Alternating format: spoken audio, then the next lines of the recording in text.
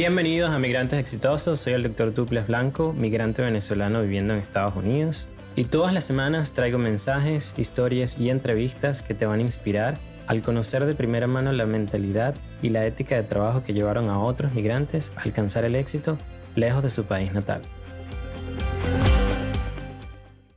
Doctora María Isabel Puertas desde Orlando, bienvenida a Migrantes Exitosos. Gracias por estar aquí el día de hoy conmigo, compartir tu historia, hablar un poquito de política, de democracia, de varias cositas que nos afectan a migrantes y quién mejor que tú desde Orlando para conversar sobre ello. Gracias por tenerme en tu podcast, Douglas. De verdad, un placer estar contigo y compartir esta conversación. Wow, alguien como tú con tantos, María Isabel, te voy a comenzar a llamar María Isabel de ahora en adelante Claro, para tener un poquito más de confianza, claro que que sí. eres Sí. politólogo, doctora, sociólogo, y para comenzar, para que aquellos que no te conocen, me gustaría que habláramos un poquito primero de tu historia, de quién es la doctora María Isabel, para que así pongamos a todos los que nos están escuchando en casa un poquito conocerte primero para que después comencemos a lo que vinimos hoy, a hablar sobre política acá en el podcast de Migrantes Exitosos. Bueno, yo soy venezolana. Soy originalmente de Barquisimeto, donde nací y me crié, pero me fui después de graduada de politólogo. eh, Egresé de la primera promoción de politólogos de la Universidad Fermín Toro hace muchísimo tiempo. Y me fui a vivir a Valencia porque por razones de trabajo, después me casé, me quedé en Valencia. Fui profesora de la Universidad de Carabobo hasta el 2018, que tuve que renunciar porque estaba viviendo aquí. En el año 2015, yo tenía un congreso en Puerto Rico, un congreso eh, al que había querido asistir desde siempre, pero por problemas de la universidad, financiamiento, en fin, me decidí y dije, voy a ir por mis propios medios. Y me vine y me quedé en Estados Unidos. Yo estaba de sabático y se presentó la oportunidad de estar aquí un tiempo. Pensé que era una posibilidad para hacer una estancia, en fin. Pasaron muchas cosas y me quedé. Y después de eso se abrieron puertas, se dieron oportunidades y gracias a eso, y creo que gracias a mi experiencia en Venezuela, eh, eh, mi historia no es que sea ironía, yo creo que uno en la vida cosecha, ¿no? Y yo trabajé muy duro en Venezuela para llegar a ser profesora, para tener mi carrera académica como yo la quería desde siempre. Mi papá fue profesor universitario y ese había sido mi sueño y trabajé muy duro, esperé muchos años y lo logré. Pero hacia el final de mi estadía en Venezuela las cosas se hicieron muy difíciles. Entonces, creo que todo coincidió, ¿no? Claro, eso hizo que decidieras, voy a aprovechar esta Sí, oportunidad de hacerlo sí, acá, y ahora también eres profesora de dos universidades acá en los Estados Unidos, acá en Orlando, sí. una también tiene una sede en Puerto Rico. ¿Y cómo ha sido tu experiencia si quieres comparar un poco en Venezuela y acá en los Estados Unidos como Si yo no profesora? hubiese tenido la experiencia en Venezuela, hubiese sido muy difícil para mí trabajar aquí y mucho más en la docencia. Entonces eso, por una parte, me preparó, me dio herramientas, me dio, porque no es nada más que tú sepas lo que es tu área, tu disciplina. Es también que sepas las, tanto las dificultades con las que te vas a topar y las oportunidades que puedes encontrar. Entonces, yo empecé primero en la Universidad Puertorriqueña, en la Ana G. Méndez. Fue una enorme oportunidad porque es una comunidad estudiantil muy diversa. A pesar de que es una universidad puertorriqueña, es como yo me siento en la OEA. Hay gente de todos lados, de Panamá, de Colombia, de Argentina, de España. Es bien diversa. Cuando dices esto, ¿es del Y es staff de profesores o de los no, estudiantes, o ambos? de los estudiantes fundamentalmente. Ahorita tenemos muchos estudiantes brasileños también, entonces es un reto porque tenemos clase una semana en inglés y otra en español. Entonces tenemos gente que está aprendiendo español o gente que está aprendiendo inglés. Entonces es diverso, pero también es un reto, porque yo he sido profesora de inglés desde que estaba en Venezuela. Pero esto es distinto, porque yo estoy como profesora de contenido, sociología, que es lo que doy en esa universidad, y a veces es sociología, es inglés o es español, entonces es todo un reto. Pero pienso que gracias a la experiencia que yo tuve en Venezuela, para mí se hizo, no más fácil, pero Pero te se permitió hizo una conseguir posibilidad, sí, esa sí. plaza en estas 2 universidades. Cuando estaba hablando un poco tu currículum y todos los porque tienes capítulos en libros, escribes en tu blog, escribes también en varias fuentes. Hubo algo que me llamó muchísimo la atención, obviamente porque yo soy venezolano, salí de Venezuela gracias al régimen que había allá, bueno, que hay todavía en Venezuela en este momento que lo estamos grabando en el 2021, que estás trabajando con algo que se llama Sharp Power en América Latina y en cómo las autoridades o cómo el sistema autoritario de países en Latinoamérica está afectando a las comunidades que están exiliadas. Entonces, obviamente el podcast al llamarse Migrantes Exitosos es una de las cosas que me gustaría tocar, de que me hablaras un poquito de cómo es este trabajo que estás haciendo con Sharp Power. Bueno, yo estoy investigando junto con un grupo de colegas cubanos em, cómo regímenes autoritarios utilizan su poder que va más allá de lo visible o tangible, por ejemplo, poder judicial, poder legislativo. Estamos hablando de otras vías que pueden ser las vías diplomáticas, que es el caso del Sharp Power, pero además están dirigidas a la persecución, al hostigamiento de comunidades muy puntuales. En mi caso estamos hablando de comunidades académicas porque la diáspora, en el caso venezolano, no es nada más de gente como tú que está especializada en el área de ciencias de la salud. Hay gente, por ejemplo, que trabajaron en empresas públicas del área estratégica, petrolera, electricidad. Hay Entonces son militares, hay de todo. exactamente. Entonces, en el caso nuestro, estamos hablando de académicos que han tenido experiencias difíciles. Yo, antes de venirme para acá, tuve un par de experiencias en congresos académicos, donde personas que simpatizan con el régimen político que gobierna Venezuela, em, son mecanismos de persecución porque utilizan el hostigamiento y son auspiciados por el mismo régimen político. Entonces, a veces están patrocinadas, como fue el caso en el que yo me vi involucrada, con personas que fueron financiadas por el gobierno para ir a asistir a esos congresos. Y yo estaba dando una ponencia sobre el modelo político chavista y por supuesto eso desencadenó todo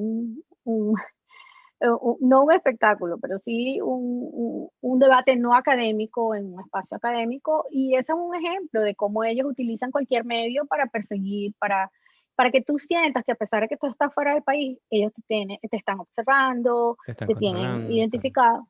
Exactamente. Entonces lo Eso es que lo que te estudiamos. encargas de hacer tú es de cómo esos regímenes se encargan Ujú. de hostigar a los demás, En de qué este va. caso, sí, estamos trabajando con Cuba, que es uno de los casos más, bueno, porque Tiene más obviamente tiempo nos que el de afecta a nosotros Venezuela también exacto. y me Y imagino. utilizan todo el poder, porque además tienen soporte fuera del país. Gente que, ¿sabes? Admira la El régimen. revolución cubana y entonces, Sí, a mí me este, parece increíble cuando vienes a un país como Estados Unidos, que es capitalista, que no exactamente. tiene un régimen Ujú, autoritario. Es personas que viven acá y opinan sobre otros países y ni siquiera han visitado ese país, sino solo desde acá. ujú, Todo es muy exactamente. bonito y lo apoyan y han llegado a alguna conclusión ustedes o podrías explicarme un Estamos poco más o trabajando, menos a qué conclusiones han llegado. estamos trabajando sobre todo haciendo seguimiento, porque sabes que esto no es algo que pasa y ya.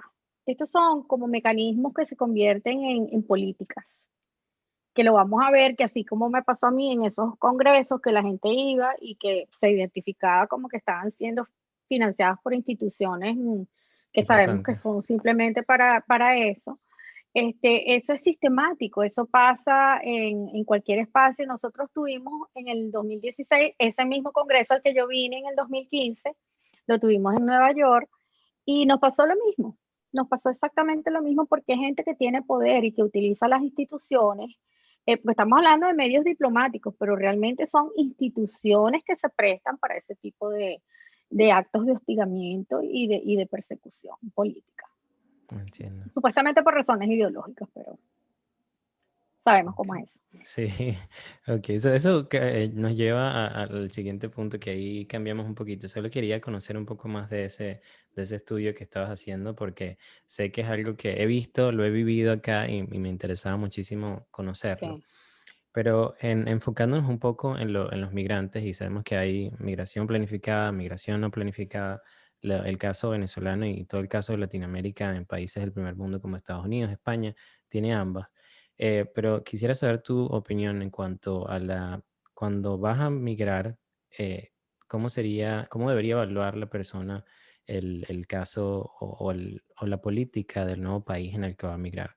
Te explico un poquito más o menos haciendo mi pregunta de que tenemos el caso Argentina, que muchos de los venezolanos que huyeron de la política venezolana ahora están viviendo algo muy parecido a lo que pasó en Venezuela. sí. Entonces, quería saber tu opinión acerca de qué importancia tiene para el migrante antes de poder irse al nuevo país, evaluar la política de ese nuevo país al que se va a mudar. Fíjate que en mi caso yo no fue que lo planifiqué porque realmente no fue planificado. Ujú. Yo estaba buscando un postdoctorado y la idea no era viajar ni nada, sino que como estaba de sabático, yo quería hacer algo como más emocionante que simplemente un artículo, que es lo que uno generalmente hace en un sabático. Y entonces andaba buscando oportunidades de postdoctorado, pero no pensaba irme y, y empecé a buscar en Latinoamérica también, ¿sabes? Para abrirme un poco hacia el lado nuestro, pero eso no se dio afortunadamente, porque entonces cuando me vengo para acá, que consigo todo esta, no fue que conseguí las puertas abiertas, creo que fue importante la gente que conocí.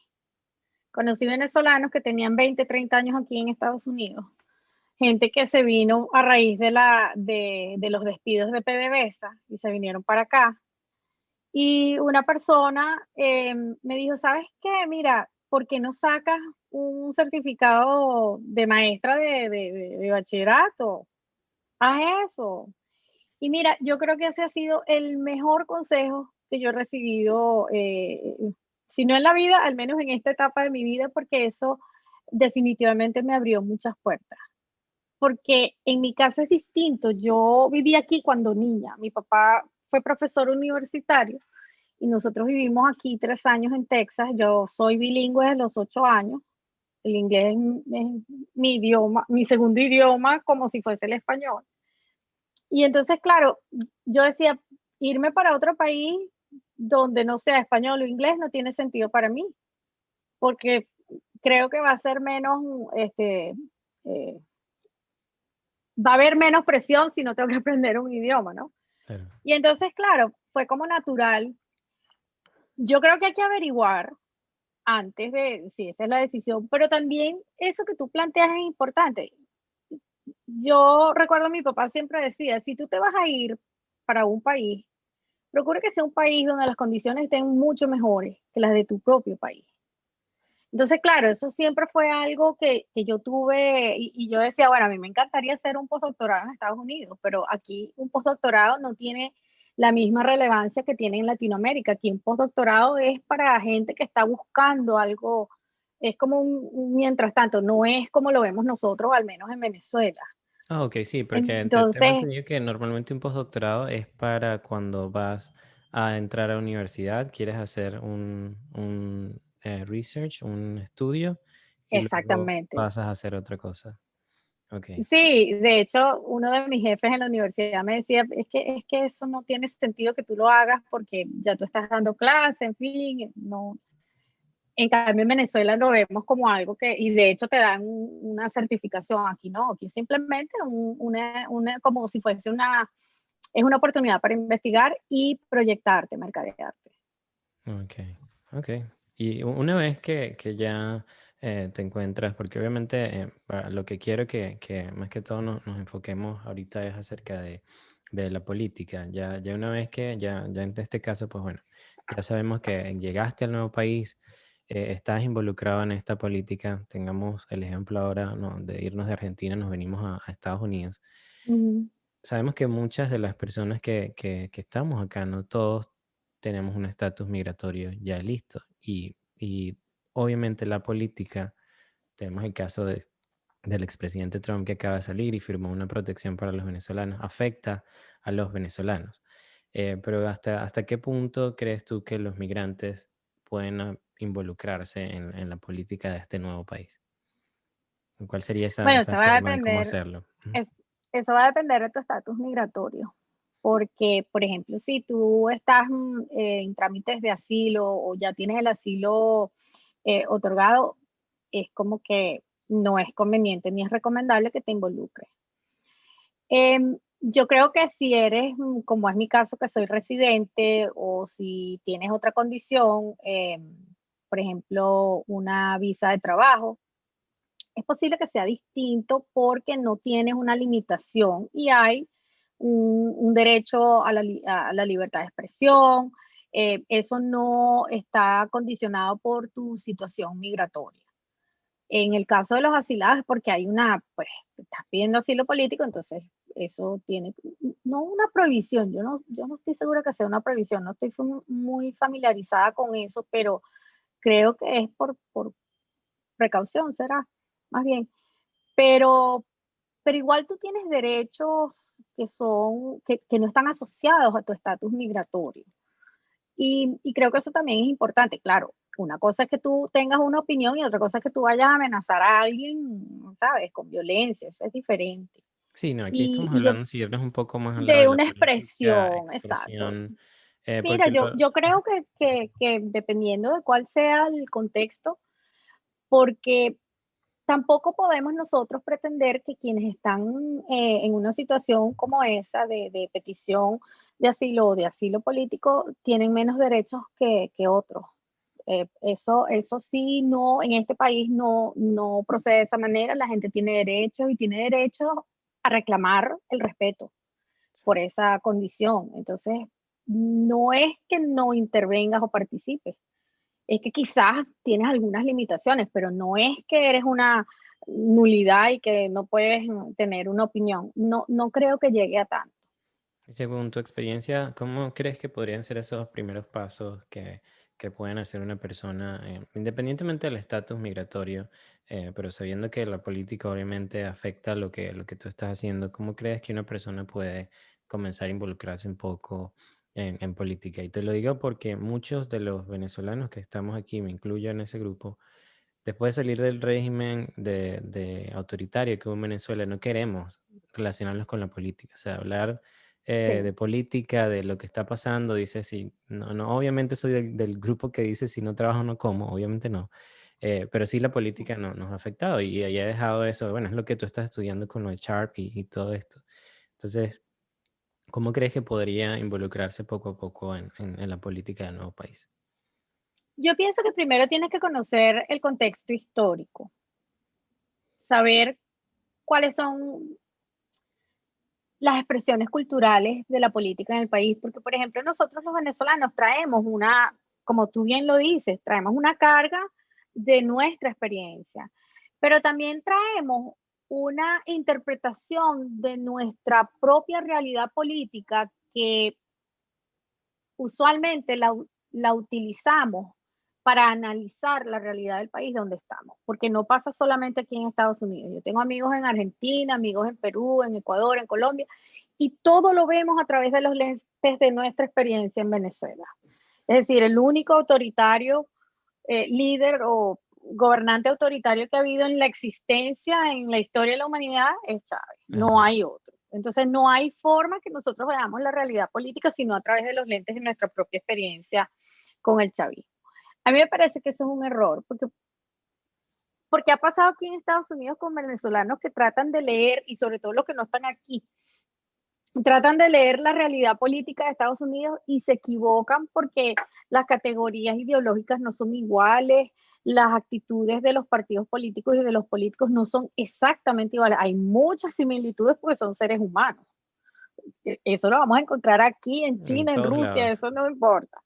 Pero hay ciertos rasgos que son particulares de esta cultura política que si nosotros vamos a seguir leyéndolo con los lentes de Venezuela, nos vamos a seguir equivocando.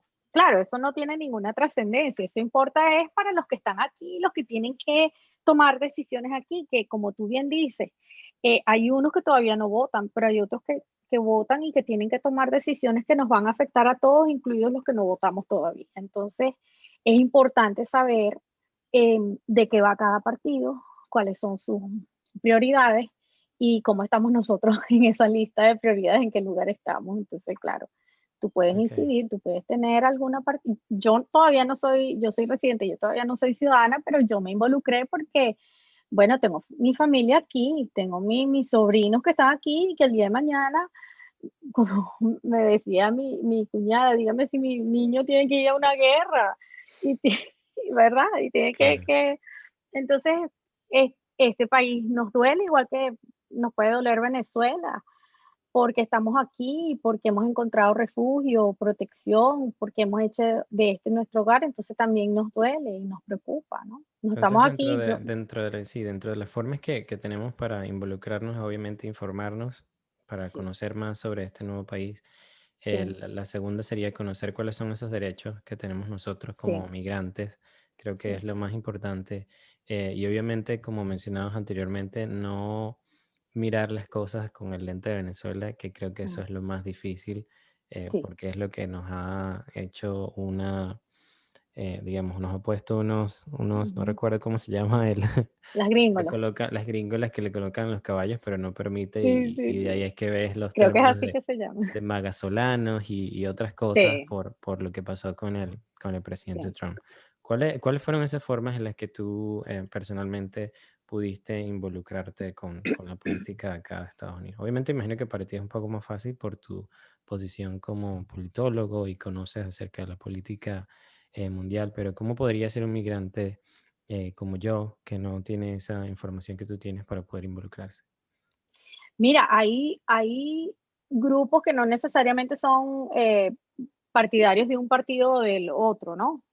Yo me involucré con un partido político, pero aquí hay muchísimas historias de cómo migrantes, no solamente venezolanos, otros latinoamericanos se han involucrado con activistas que defienden los derechos humanos, defienden los derechos de los migrantes, una gran variedad de causas a través de las cuales se pueden involucrar aquellos que sienten que necesitan participar y que tienen algo que decir y sobre todo que tienen algo que defender, porque tú puedes querer defender los derechos de los animales, los derechos de los niños, los derechos de aquí si hay algo es la diversidad de posibilidades de poder pertenecer a algo Sí. que a ti te interesa y que te llena. Entonces, eh, ahí no hay limitaciones por tu condición migratoria, ni por tu condición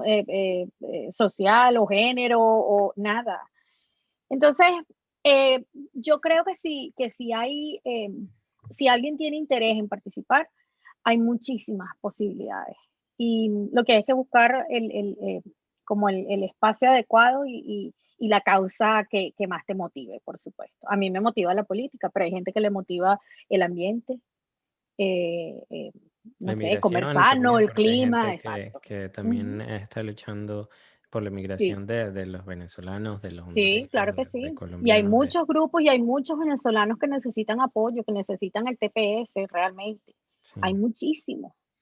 acá, Entonces, yo creo, por ejemplo, en mi caso, yo estoy bien, yo no tengo ningún problema, pero a mí me preocupan los venezolanos que no están bien y que tienen problemas migratorios. Y esa es parte de mi, pues, eso lo tengo en mi agenda en el primer lugar. claro, de tu trabajo como politólogo. allí quería llevarte al siguiente punto, que es que ya una vez que podemos involucrarnos, todos los migrantes en este nuevo país, ¿crees tú que organizándonos, así como justo lo estábamos haciendo, podemos lograr o pueden los migrantes lograr un cambio en las leyes, en las políticas de ese nuevo país? ¿Sabes algo que haya pasado parecido a eso? Sí, hay grupos, por ejemplo, aquí en Orlando hay grupos, y yo creo que en todas partes donde hay venezolanos hay grupos que en unión con congresistas, por ejemplo, aquí nosotros tenemos al representante Darren Soto, él es representante del área de Kissimmee, pero yo lo siento como un aliado nuestro, porque yo estoy en Orange, que es otro condado. Yo lo siento como un aliado. Yo he acudido a él en dos oportunidades que necesitaba información y él es sumamente solidario. Él ha asistido al college donde doy clase a darle charlas a los estudiantes. Él es el primer representante de origen puertorriqueño por esta área en el Congreso. Es sumamente solidario y él es uno de los proponentes junto con Díaz Balart de Miami-Dade. Él es de Miami, republicano. Darren Soto es demócrata y los dos han introducido la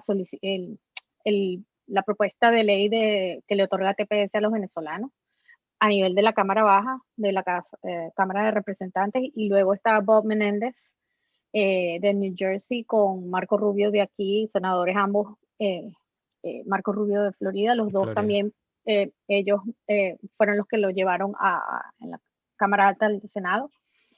Y hay mucha gente que ha estado empujando esa propuesta, porque por un lado está lo que Biden propuso de hacerlo por la vía de la orden ejecutiva, que sería un decreto, pero también se está presionando para que tenga la fuerza de ley, y esa es una presión que no ha cesado desde hace más de 3 años. Y eso se debe no solamente a esos congresistas, sino que ha habido gente que ha estado haciendo lobby con ellos para que ese proyecto se convierta en ley. Lo acaban de introducir hace como 3 días, Ok, ese es solo un 2 o 3 ejemplo, o días. sea, quiere decir que organizándonos como migrantes Claro, sí podemos claro, conseguir cambios en la política de nuestro nuevo absolutamente. país. Genial. Ahora cambiando un poquito de ideas y yéndonos un poquito más hacia la María Isabel Puerta y para los otros profesores que nos estén escuchando, ¿qué recomendaciones le darías tú, según la experiencia que ya tienes acá en Estados Unidos y que me estás hablando un poquito al principio de eso, a profesores universitarios que estén acá llegando a los Estados Unidos y que quieran también entrar a alguna universidad a dar clases y seguir su carrera académica? Bueno, hay varias recomendaciones. Esa primera que te comentaba fue como para yo abrir las puertas del mercado laboral. Yo saqué una certificación del estado de la Florida para dar clases en primaria y secundaria. Y lo hice solamente con mis credenciales de Venezuela, que es lo único que yo tengo. Yo hice primaria aquí en Estados Unidos. Eso es lo único que yo tengo de estudios en Estados Unidos, mi primaria que la terminé aquí, hace esos 400 de años. Entonces, claro, uno piensa, no, yo vengo con títulos de otro país, yo no tengo nada que me sirva, y eso no es cierto. Yo apliqué, porque eso se hace con el Departamento de Educación del Estado. Yo apliqué, mandé mis credenciales, por supuesto hay que tener todo traducido, hay que tener las credenciales evaluadas por una agencia que está acreditada y debidamente, esos son montones de agencias. Y, y eso me abrió a mí, fue mi primera certificación en Estados Unidos, eso me abrió las puertas. Después vinieron otras cosas. Yo solicité a inmigración una visa de habilidades extraordinaria, eso fue lo que me permitió la residencia permanente, y eso lo conseguí fue con toda mi experiencia de Venezuela. Ok, Todo eso lo he conseguido yo es con lo que yo traje, pues aquí fundamentalmente porque eso no es tangible. claro. Entonces, yo creo que quienes tengan esa aspiración, y yo estoy hablando como académico, pero conozco gente que han conseguido eso por vía artística, músicos, creadores ¿sabes? Ingenieros. Hay una gran variedad de disciplinas que pudieran que a este país le interesa. Este es un país que está pasando por un momento difícil en términos de crecimiento poblacional. El crecimiento poblacional no está en los niveles que debería para el reemplazo poblacional. Eso es grave. Eso indica que va a haber una crisis de población, que eso va a tener incidencia en la economía. También hoy acabo de terminar un artículo para una página web sobre el tema de la inmigración y precisamente una de las preocupaciones que hay es que sectores que no son solamente agrícolas, sino tecnológicos y otros, tienen una gran necesidad de profesionales formados, preparados y que lamentablemente el mercado en este momento no está en capacidad de satisfacerlo, entonces se necesitan inmigrantes. Aquí en Florida hemos tenido ya 3, 4 años de déficit de maestros de escuela De y de primaria. staff, primaria y secundaria.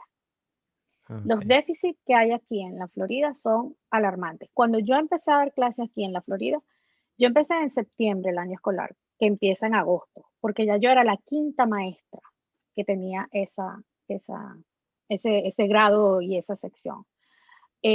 Claro, eso es otro tema, los salarios, esto, pero eso te dice de, yo fui maestra de inglés.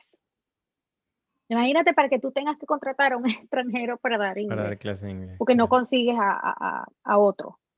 Okey. Entonces, también eso es un poco para hacer ver que eso es mentira, que nosotros venimos a quitarle el trabajo aquí a A nadie. nadie. Todo lo contrario, venimos es a llenar vacíos porque no se dan abasto para la cantidad de oportunidades que hay. Entonces, cualquiera que venga para acá, que sienta lo que trae de bagaje, de experiencia, no sirve, sí sirve, claro que sí. Sí, esto me he dado Todo lo que uno cuenta. aprende en la vida sirve. Esto me he dado cuenta porque he estado haciendo una serie de lives que se llama Migra tu profesión con éxito, donde traigo a diferentes profesionales de varias áreas en cómo ellos, mediante su experiencia, así como acabas de comentarlo tú, han podido migrar su profesión y ejercer acá en los Estados Unidos. Y en resumen, me he dado cuenta que algunos sí pueden lograrlo, sí pueden llegar digamos, si eres médico, a hacer medicina, enfermero, enfermería, Ujú, odontología y lo otro, pero la mayoría de las carreras pueden o tienen varias opciones. Y eso claro. es uno de los beneficios que tiene Estados Unidos, Ujú, que también siempre me recuerda muchísimo o esto puede hacerle recordar a las personas que el hecho de que no lo hayan conseguido no quiere decir que sean menos que los demás o que tengan menos conocimiento. O sea, tú eres el claro, vivo ejemplo de que viniste con todos tus títulos de Venezuela y todo, con todo lo que tienes aquí, todavía lo tienes acá, y a pesar de que no estudiaste aquí, estás dando clase a otras personas para enseñarles lo que tú sabes.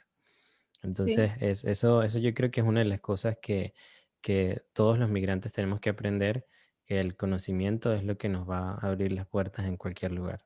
Yo soy sí, parte así es.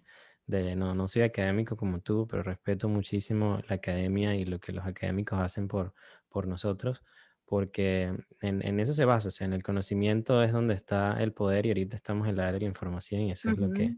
lo que más importa en este momento. Y ahora quisiera preguntarte, María, si con toda esa experiencia que tienes ya dando clases en la universidad y todo lo que has vivido desde que llegaste acá a los Estados Unidos, si pudieses devolver unos 10 años, ¿qué le dirías a ti misma para que te llevase más rápido hasta donde estás ahorita? Yo creo que a pesar de que ahora digo, bueno, de repente no debí haberme quedado para, para, sabes que cuando tú estás en una universidad pública en Venezuela, pasan los años y pasan los años y tu proceso de desarrollo de una carrera académica es muy lento y a veces tienes que esperar porque la política, porque el presupuesto. A veces sobre todo cuando estaba en el proceso aquí de de insertarme en el mercado laboral, a veces yo decía, bueno, yo me he debido venir para acá mucho antes, porque claro, he debido venirme a estudiar y he debido para tener algo aquí de arraigo, ¿no? Pero también pienso que si no hubiese sido por la experiencia que yo tuve en Venezuela, nada de esto hubiese sido posible, porque es esa experiencia la que a mí me dio lo que yo tengo ahorita. Entonces, yo creo que en el fondo hice lo que tenía que hacer y que no vale la pena arrepentirse. Claro, es ir llenando no digamos como que vacío, pero es ir llevando las Mm, cosas a su tiempo y obviamente sí, de ahí es de donde viene la palabra experiencia, sí. porque Ujú, todo lo que conseguiste allá y todos los estudiantes y las personas que formaste allá fueron las que te ayudaron a conseguir y a formar a los exacto, estudiantes que tienes ahora acá exactamente. en los Estados Mm, Unidos. es así. Y en todo eso que me imagino, y veo muchísimos libros ahí detrás de ti, me imagino que debes leer Que tengo que muchísimo. leerlo. Pero ¿existe algún libro, alguna frase o alguna persona que una vez que te lo hayas conocido, como que te haya cambiado la vida? Yo no diría que me cambió la vida, pero yo recuerdo que el primer libro que leí de niñita, así que ya tú agarras, no libros infantiles, sino libros de gente grande. Yo recuerdo que el primero fue Cien años de soledad y a mí eso me impactó. Yo creo que no va a haber nunca un libro que genere en mí esa reacción. Pero yo recuerdo con mucho cariño cuando yo leí La muerte de Honorio, de Miguel Otero Silva. ¿De qué A mí trata este libro? eso es cuando la dictadura y eran unos presos políticos. Y a mí ese libro, no sé, claro, porque en esa época yo estaba muy jovencita, niña. Eso de las dictaduras, eso era algo para nosotros, pues, ¿qué, qué es eso? Yo escuché a mi abuela hablar de eso, de Pérez Jiménez. Inclusive ella vivió cuando Gómez y para mí eso era algo absolutamente, Remoto, era que de no, no. película, eso era de película. Y entonces, claro, la descripción de todo el el contexto. Y y a mí eso sí, lo recuerdo como algo muy triste, ¿sabes? De esas porque la comparación que hago con Cien años de soledad es que era la narrativa, el estilo de García Márquez es Te otra permitía cosa, te ponía a imaginarte volar. todo. Sí, sí. Pero esto era algo como real, como porque a pesar de ser un relato, em, no sé, la conexión con la política probablemente, me impactó eso. También recuerdo Ifigenia, ese era el tipo de libro que a mí me gustaba, que lo disfrutaba mucho, que es una literatura, es decir, es una lectura que no he vuelto a hacer porque me he dedicado más hacia lo académico, entonces eso es lo que consume mi tiempo cuando puedo leer. Y entonces he dejado mucho eso, dije que iba a volver a leer gallegos, que me encanta. Em, eh, Ese tipo de literatura a mí me Las generaba novelas, claro. mucho, sí, sobre todo que a mí me Es encantaba La trepadora. La trepadora yo me la leí como 2 o 3 veces. esos son buenos, yo soy más de los libros de no ficción, más de cómo Sí. hacer las cosas, productividad, hábitos y Okey, varias cosas sí, así. Pero me doy cuenta que los libros que son de ficción ayudan a desarrollar la imaginación, y sí, también los sí, recomiendo sí, mucho porque no deben sí. verse como una pérdida de tiempo, sino como No, libros para nada. que más bien permiten que tú te imaginas, porque hablabas de la trepadora, pero la trepadora que tú te imaginas no es la misma que yo me voy a Exacto, imaginar si yo lo leo. sí. Porque cuando estás leyendo libros de ficción, obviamente tú eres el encargado de hacer esa imagen Sí, te lo que te imaginas. pone Sí, sí, el sí. escritor. Entonces es súper genial. Creo que eso va a estar dentro de mis metas para este año, leer mi primer libro de no ficción para poder entender eso que dicen las personas que Tienes leen. que leer a García Márquez. Sí. Y Sí. ahora, bueno, para mí eres una persona súper exitosa, profesora, ya casi, no voy a decir, pero bastantes años dando clase. Pero Más de quisiera 20. saber si, si sumamos, sí, pero bueno. Quisiera Mm. saber de ti misma, ¿qué es el éxito para ti? ¿Qué consideras que es María Isabel el éxito? Yo creo que es poder hacer lo que te gusta. Yo siento que a mí me pagan por hacer lo que me gusta. Entonces, eso para mí es éxito, Porque imagínate que tú tuvieras que hacer algo que te desagrada, con lo que no te identificas. Entonces, claro, por supuesto, a mí eso me genera mucha satisfacción. Quisiera tener más posibilidades porque a mí me gusta enseñar. Yo siento que yo soy una docente. A mí me gusta enseñar, pero ahorita, como soy solamente docente, tengo poco tiempo para investigar, que también me gusta mucho. Eso, mm, sería, pues, el complemento ideal. Lo hago, pero, ¿sabes? Me recargo de mucho trabajo porque tengo muchísimas clases. Pero eso también, me da a entender que, bueno, que son etapas que uno tiene que quizás quemar y que aquí el mercado académico es muchísimo más difícil. Pero en medio de todo, siento que es eso, que tú puedas hacer lo que te gusta. Que eso sea no una carga para ti, no un, ¿sabes? Que tienes que hacerlo porque no te queda más remedio, no. Eso para mí es éxito. Y eso no importa si es pintando una casa o si es siempre que sea algo que a ti te llena, a mí me parece que eso Ese es el éxito. debería ser, el sinónimo de éxito.